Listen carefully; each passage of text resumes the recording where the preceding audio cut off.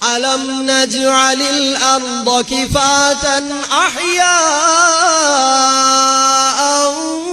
വഅംവാതാ وجعلنا فيها رواسي شامخات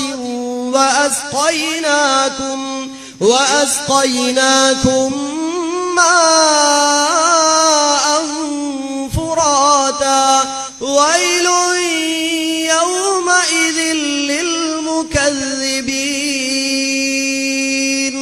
ഒരുപക്ഷേ പാരായണം ഇങ്ങനെ പാരായണം ചെയ്തതുകൊണ്ട്, ഇതിനേക്കാൾ നന്നായി പാരായണം ചെയ്യുന്ന ആൾ പാരായണം ചെയ്താൽ ഇതിനേക്കാൾ നിങ്ങൾ എന്ത് ചെയ്യും?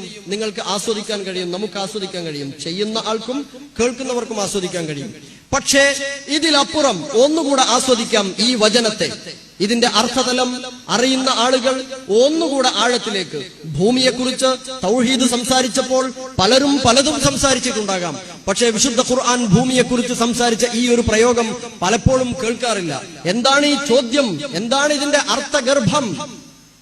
അലം നജ്അലിൽ അർദ കിഫാതാ, ഭൂമിയെ നാം പാകതയുള്ളത്, ഉൾക്കൊള്ളുന്നത്, മതിയായത് ആക്കിയിട്ടില്ലേ? എന്തിന് പാകതയുള്ളത്? അർത്ഥം പൂർണ്ണമായില്ല. അഹ്യാഅൻ വഅംവാതാ, ജീവനുള്ളവരെയും മരിച്ചവരെയും ഉൾക്കൊള്ളാൻ പാകതയുള്ളതാക്കിയില്ലേ? എന്നിട്ടും നാം ആലോചിക്കുന്നില്ല. നോക്കും സഹോദരങ്ങളെ, ഇന്നലെ വരെ നമ്മുടെ കൂട്ടത്തിലുണ്ടായിരുന്ന കോടാനക്കോടി മനുഷ്യർ മരിച്ചു വീണിട്ടുണ്ട്. അവരെല്ലാം ഈ ഭൂമിയിൽ 6 അടി താഴ്ചയിൽ മാത്രം അടക്കപ്പെട്ടിരിക്കുന്നു. മനുഷ്യർ മാത്രമല്ല, ഇതര ജീവജാലങ്ങളും 6 അടി താഴ്ചയിലെ നാം താഴ്ത്തി വെച്ചിട്ടുള്ളൂ. വലിയ കുഴികളോ കിടങ്ങുകളോ കുഴിച്ചിട്ടല്ല വെച്ചത്. പക്ഷേ അതിന്റെ പേരിൽ ഇന്നേ വരെ ഈ 6 അടി താഴ്ചയിലെ മനുഷ്യ ശരീരങ്ങൾ, മൃതശരീരങ്ങൾ ഉണ്ടായതിന്റെ പേരിൽ നമ്മുടെ തേങ്ങയുടെ വെള്ളത്തിനോ, നമ്മുടെ പേരക്കയുടെ ടേസ്റ്റിനോ, നമ്മുടെ കർമൂസയുടെ പപ്പായയുടെ ടേസ്റ്റിനോ യാതൊരു വ്യത്യാസവും രുചിഭേദവും സംഭവിച്ചിട്ടില്ല. നമുക്ക് മേലെ ജീവനോടുകൂടെ ജീവിച്ചു പോകാൻ യാതൊരു തടസ്സവും ഇല്ല. വളരെ സന്തോഷമാണ്.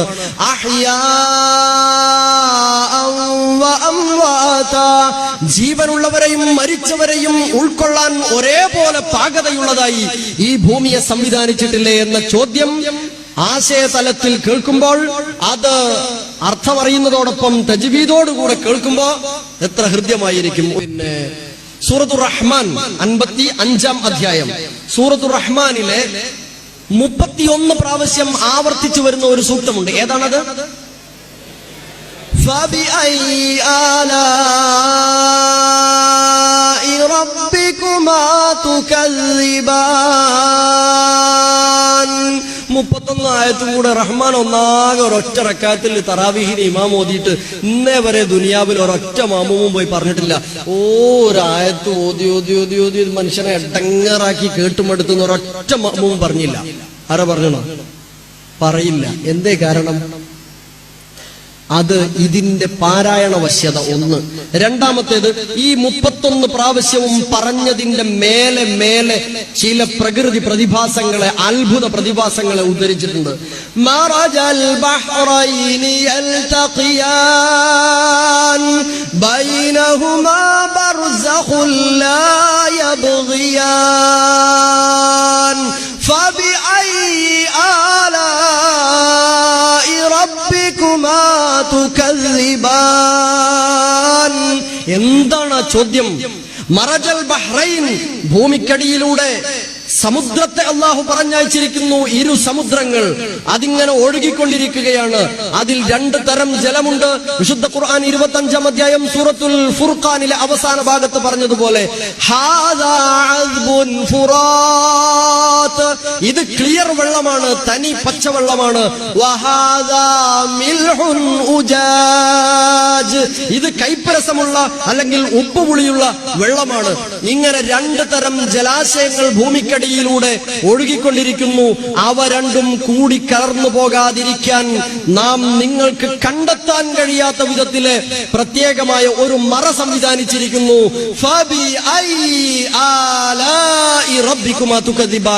ഇനിയും എന്തേ അള്ളാഹുവിന്റെ ഏതേത് അനുഗ്രഹങ്ങളെയാണ് കൂട്ടരെ നിങ്ങൾ തള്ളിപ്പറയുന്നത് എന്നാണ് വിശുദ്ധ ഖുർആനിന്റെ ചോദ്യം. അതുകൊണ്ട് ആർക്കും മടുപ്പുളവാകുന്നില്ല. സഹോദരങ്ങളെ, സൂറത്തുൽ വാഖിയ 56-ാം അധ്യായത്തില് 4 ചോദ്യങ്ങളുണ്ട്. ആ 4 ചോദ്യം ഭംഗിയായി ഇമാമു പാരായണം ചെയ്യുമ്പോൾ പകുതി 50% നമ്മൾ ആസ്വദിക്കും.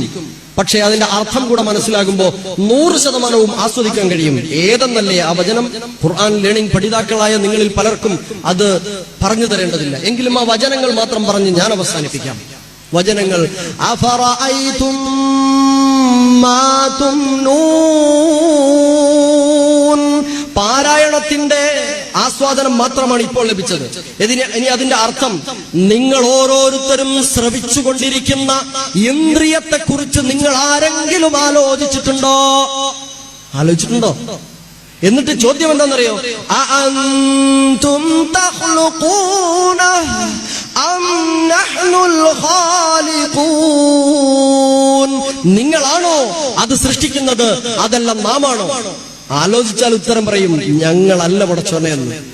ചോദ്യമാണ്. സത്യനിഷേധികളായ ആളുകളുടെ മുമ്പിൽ പടച്ചോൻ വെക്കുന്ന സൂറത്ത് വാഖിയയിലെ 4 ചോദ്യങ്ങളിൽ ഒന്നാണ്. രണ്ടാമത്തെ ചോദ്യം: അഫറഅയ്തും മാ തഹ്റുസൂൻ. നിങ്ങൾ ചെയ്യുന്ന കൃഷിയെക്കുറിച്ച് ആലോചിച്ചിട്ടുണ്ടോ? നിങ്ങൾ അഅൻതും തസ്റഊനഹു അം നഹ്നു സാരിഊൻ.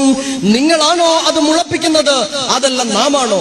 നാം നട്ടു നനച്ചുണ്ടാക്കിയ ഏറ്റവും മുന്തിയ തനം വിത്തിൽ നിന്ന് പടർന്ന് പന്തലിച്ചതിലെ ഒരൊറ്റ കയ്പയും നമുക്ക് കറിവെക്കാൻ കിട്ടിയില്ല.